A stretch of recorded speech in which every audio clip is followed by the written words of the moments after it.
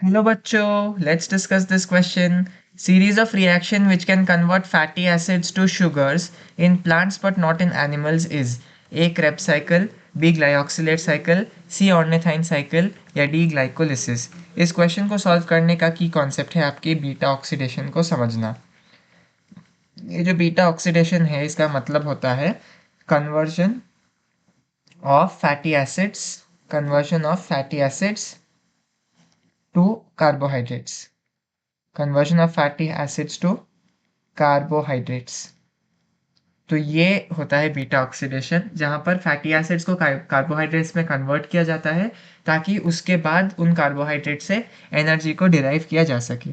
तो ये एक्चुअली दो सेल ऑर्गेनल्स में मेनली दिखती है प्लांट्स में। एक तो होता है आपका ग्लायोक्सीसोम, जो कि मेनली जर्मिनेटिंग सीड्स में आपको दिखेगी, और दूसरा होता है माइटोकॉन्ड्रिया।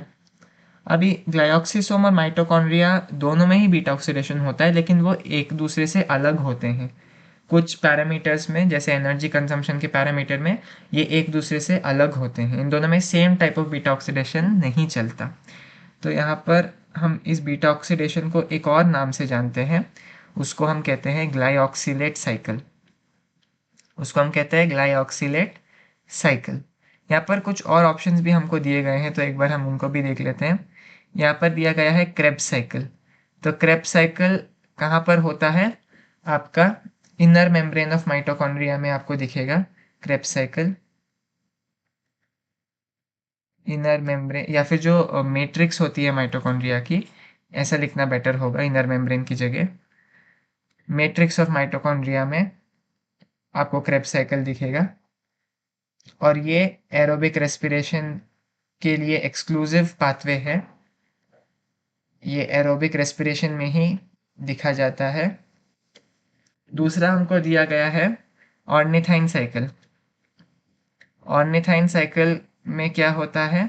ये भी एक्चुअली आपको माइटोकॉन्ड्रिया में दिखेगी।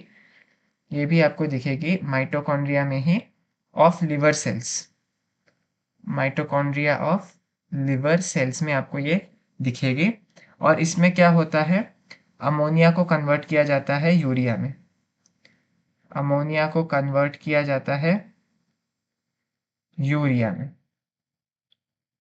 और यहाँ पर दिया गया है लास्टली ग्लाइकोलिसिस। ग्लाइकोलिसिस कहाँ होता है? साइटोप्लाज्म में।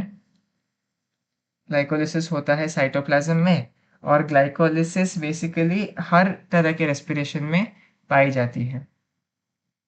ये एक कॉमन स्टेप होता है हर तरह के रेस्पिरेशन में। तो ये होता है ग्लाइकोलाइसिस। हमको क्वेश्चन में बीटा ऑक्सीडेशन के रिगार्डिंग पूछा गया है, तो बीटा ऑक्सीडेशन का दूसरा नाम क्या है? ग्लायोक्सिलेट साइकिल।